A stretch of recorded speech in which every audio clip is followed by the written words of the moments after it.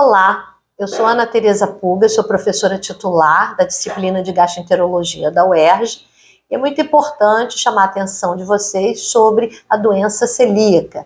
O mês de maio é o mês de conscientização da doença celíaca, que é uma doença em que os pacientes têm alergia ao glúten.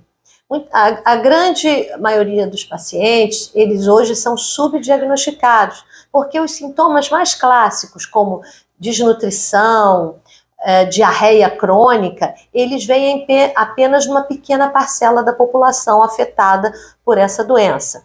Hoje se estima que em torno de 1% da população são portadores de doença celíaca. E desses 1%, a maioria, a apresentação é o que a gente chama de subclínica. São sintomas que não são clássicos, como diarreia e o emagrecimento. Sintomas como, por exemplo, distensão abdominal, dispepsia, anemia por deficiência de ferro de causa não justificada, mulheres jovens com osteoporose antes da menopausa, alterações de provas de função hepáticas inexplicadas.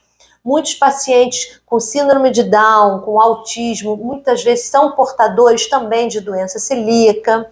E pacientes com alterações dermatológicas, como dermatite herpetiforme, podem ter alergia ao glúten.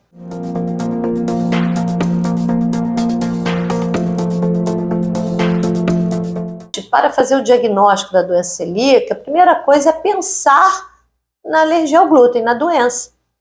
Então, se a gente pensa na doença, o paciente tem uma dispepsia, um sintoma, uma anemia, ou uma diarreia, ou uma flatulência excessiva, ou uma osteoporose numa idade menor, é importante pelo menos fazer um exame de rastreio, que é o exame de sangue, que é a pesquisa de anticorpos, principalmente anticorpo antitransglutaminase, que é o mais sensível, anticorpo endomísio e antigliadina deaminada. Então, esse é um exame de sangue simples, que a gente colhe, e se for positivo, a gente passa para o segundo exame, que é a realização de uma endoscopia digestiva alta, com biópsias do duodeno, para avaliar alterações histológicas compatíveis com a doença celíaca.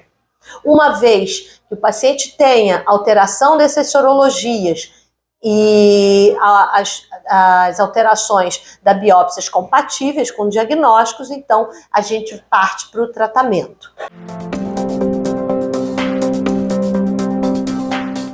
E o tratamento da doença celíaca, que é a alergia ao glúten, é feito como? Simplesmente tirando o glúten da alimentação. Tem que tirar totalmente. Eu sei que isso é difícil, é importante que o paciente procure não só o gastroenterologista, como a nutricionista, para que ele entenda quais alimentos que têm glúten. São todos derivados do trigo, cevada, e uma série de alimentos ele precisa tirar o glúten para que os sintomas melhorem. Em geral, os sintomas melhoram em poucos dias, e as alterações do duodeno, elas normalizem, assim como a presença desses anticorpos aumentados, eles normalizam após a retirada do glúten. E isso é para o resto da vida. Então é importantíssimo essa conscientização neste mês de maio sobre a doença celíaca. Primeiro que a doença celíaca é 1%. É importante nós entendermos que é uma alergia ao glúten. Não confundir com a intolerância ao glúten, ou pacientes que têm mais sintomas ou flatulência quando comem glúten. Não necessariamente é uma alergia propriamente dita, mas a doença celíaca é alergia ao glúten, por isso os pacientes não podem, de forma alguma, ingerir essa substância.